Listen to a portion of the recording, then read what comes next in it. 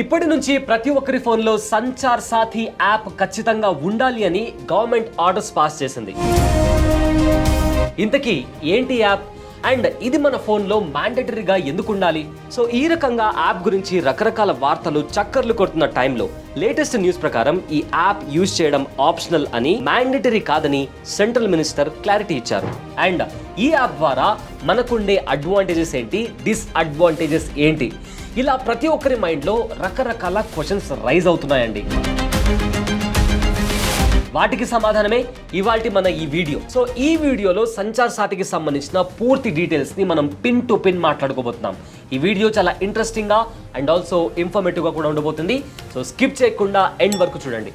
Hi, నా పేరు Able Syed, you are watching Bosswala.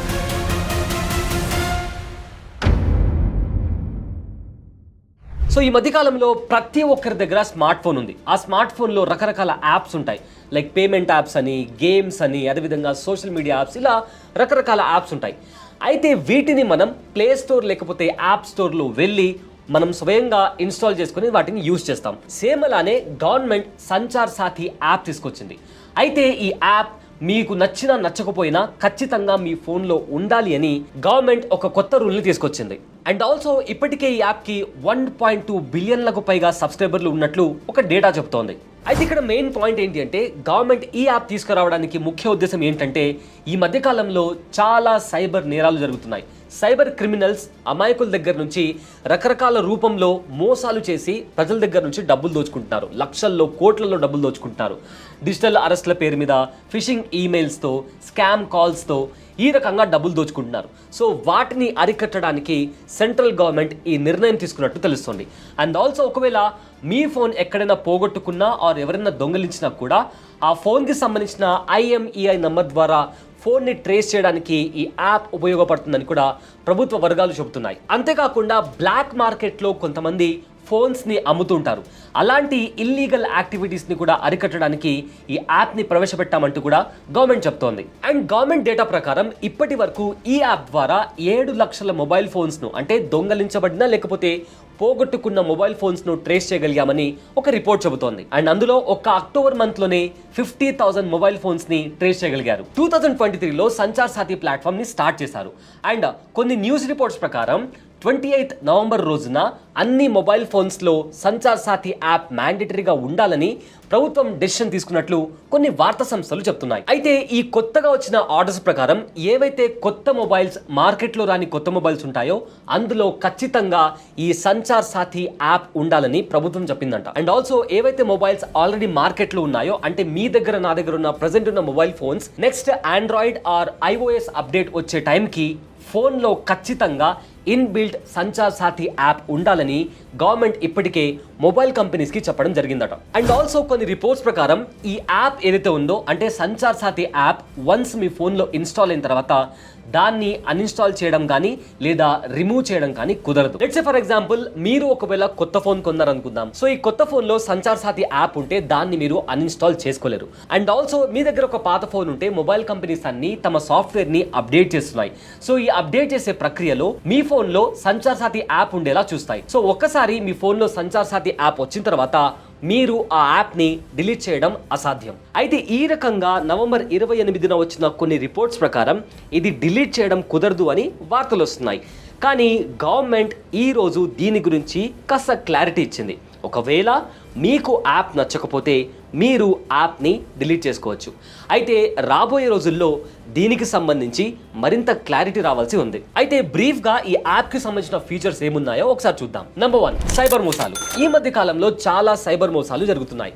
So ఇలాంటి కండిషన్స్లో ఒకవేళ మీకు ఎవరైనా స్కామర్ కాల్ చేస్తే వాళ్ళ ఐడెంటిటీని వెరిఫై చేయడానికి ఈ యాప్ అనేది చాలా యూజ్ అవుతుందని కొన్ని రిపోర్ట్స్ చెప్తున్నాయి. అంతేకాకుండా మీ మొబైల్ IMEI నంబర్ని ఆ యాప్లో ఎంటర్ చేసి మీ డివైస్ని బ్లాక్ కూడా చేయొచ్చు.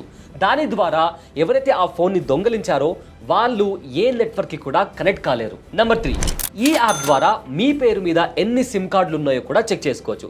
లైక్ మీ ఆధార్ కార్డ్ వాడి, పాన్ కార్డ్ వాడి ఆర్ ఇతర గవర్నమెంట్ ID ప్రూఫ్లు వాడి ఎవరైనా మీ పేరు మీద సిమ్ కార్డులు తీసుకున్నారా లేదా అనేది కూడా ఈ యాప్ ద్వారా చెక్ చేసుకోవచ్చు. ఒకవేళ మీకు తెలియకుండా మీ పేరు పైన ఏదైనా సిమ్ రిజిస్టర్ అయి ఉంటే దాన్ని ఈ యాప్ ద్వారా మనం బ్లాక్ చేయొచ్చు. పాయింట్ నెంబర్ 4, ఒకవేళ మీరు కొత్త ఫోన్ లేకపోతే ఏదైనా సెకండ్ హ్యాండ్ మొబైల్ కొంటున్నప్పుడు ఆ ఫోన్ ఒరిజినలా కాదా అని వెరిఫై చేయడానికి కూడా ఈ యాప్ యూజ్ అవుతుంది. సో అవండి సంచార్ సాథి యాప్ గురించి బేసిక్ డీటెయిల్స్. అయితే గవర్నమెంట్ ఈ ఆర్డర్ ని పాస్ చేసింది, కానీ ఎప్పటి నుంచి ఇది అమల్లోకి వస్తుందో ఇంకా క్లారిటీ రాలేదు.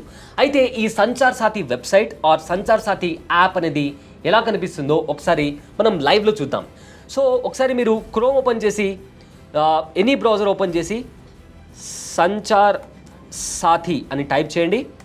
టైప్ చేసిన తర్వాత ఇక్కడ పైన కనిపిస్తుంది కదా, అది సంచార్ సాథి వెబ్సైట్, దానిపైన క్లిక్ చేయండి. సో ఈ రకంగా మనకు వెబ్సైట్ అనేది కనిపిస్తుంది. అండ్ మొబైల్ కూడా ఇంచుమించు ఇలానే ఉంటుంది, బట్ మనకు మన పీసీలో ల్యాప్టాప్లో చూస్తున్నాం కాబట్టి మనకు కాస్త డిఫరెన్స్ అనిపించవచ్చు. బట్ ఇద్దరు మొబైల్ కావచ్చు ఆర్ వెబ్సైట్లో కావచ్చు, రెండు కూడా సిమిలర్గానే ఉండే ఛాన్సెస్ ఉన్నాయి. సో ఇక్కడ మనం చూసుకుంటే ఇది కంప్లీట్గా Sanchar Saathi home page. So కాస్త మనం కిందికి స్క్రోల్ చేస్తే ఇక్కడ block or stolen mobile handset అనేది ఇప్పటి వరకు 42.17 ల్యాక్ మొబైల్ ఫోన్స్ని ఇప్పటివరకు బ్లాక్ చేశారు. అంటే దొంగతనం అయినవి లేదా పోగొట్టున్న ఫోన్స్ని బ్లాక్ చేశారు. ఇది on record. And mobile phones అంటే ఏ ఫోన్లు అయితే పోగొట్టుకున్నారో, ఎవరైనా ఫోన్ పోగొట్టుకున్నారో ఆర్ ఎవరి ఫోన్లు అయితే దొంగలించబడ్డాయో అలాంటి ఫోన్స్ని 26.14 ల్యాక్ ఫోన్స్ని ట్రేస్ చేశాము అని చెప్పి ఈ డేటా చెబుతుంది. ఇక మొబైల్ కనెక్షన్స్, సో ఒకవేళ మీ పేరు మీద కాకుండా మన పేరు మీద వేరే వాళ్ళు ఎవరైనా నెంబర్ తీసుకుని ఉంటే అలాంటివి ఆల్మోస్ట్ 289.71 ల్యాక్స్ రిక్వెస్ట్, అంటే మా పేరు మీద ఈ సిమ్ కార్డు ఉంది, ఆ సిమ్ మాది కాదు అని చెప్పి ఆల్మోస్ట్ 289.71 ల్యాక్స్ రిక్వెస్ట్లు వచ్చాయంట. అండ్ అందులో నుంచి 255.11 ల్యాక్ రిక్వెస్ట్లను రిసాల్వ్ చేశామని చెప్పి ఈ వెబ్సైట్లో ఉన్న డేటా చెప్తుంది. ఇక ఫ్రాడ్ కమ్యూనికేషన్ అంటే స్కామర్ కాల్స్ని, మాకు స్కామర్ కాల్స్ వచ్చాయని ఈ యాప్ ద్వారా 6.50 ల్యాక్స్ మంది రిపోర్ట్ చేశారు. అండ్ అందులో 40.96 ల్యాక్స్ అంటే అంతవరకు యాక్షన్ తీసుకున్నామంటూ కూడా దీనికి సంబంధించి యాప్లో ఉన్న డేటా చెబుతుంది. అండ్ ఆల్సో ఇక్కడ సర్వీస్లకు సంబంధించి కూడా ఇక్కడ పోర్టల్లో మనం చూసుకోవచ్చు ఎలాంటి సర్వీసెస్ ఉన్నాయో. ఇంకాస్త కిందికి స్క్రోల్ చేస్తే ఈ యాప్కి సంబంధించి మరింత ఇన్ఫర్మేషన్ చూద్దాం.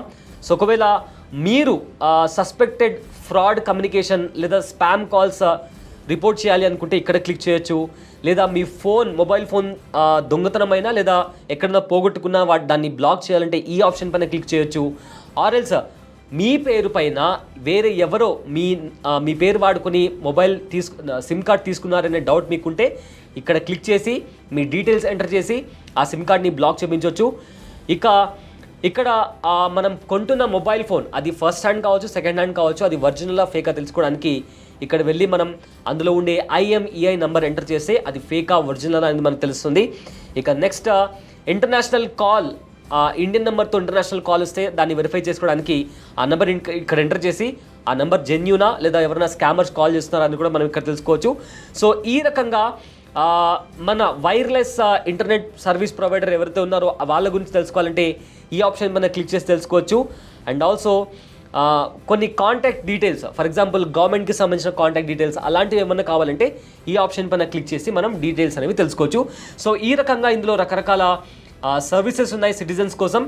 కానీ దీనికి సంబంధించి రాబోయే రోజుల్లో మొబైల్ ఫోన్లో కూడా ఖచ్చితంగా ఈ యాప్ అనేది ఉండాలి అని చెప్పి గవర్నమెంట్ ఆర్డర్స్ పాస్ చేసినట్టు మనకు తెలుస్తుంది. బట్ అది ఎప్పటి నుంచి అమల్లోకి వస్తుందా అనేది ఇంకా క్లారిటీ రాలేదు. సో మీకేమనిపిస్తుంది, ఇలాంటి ఒక యాప్ మన ఫోన్లలో ఉంటే మనకు మంచిదా కాదా కింద కామెంట్ సెక్షన్లో మెన్షన్ చేయండి. సో దీనికి సంబంధించి మీ ఒపీనియన్ ఏంటో కూడా కింద కామెంట్ సెక్షన్లో మెన్షన్ చేయడం మర్చిపోకండి.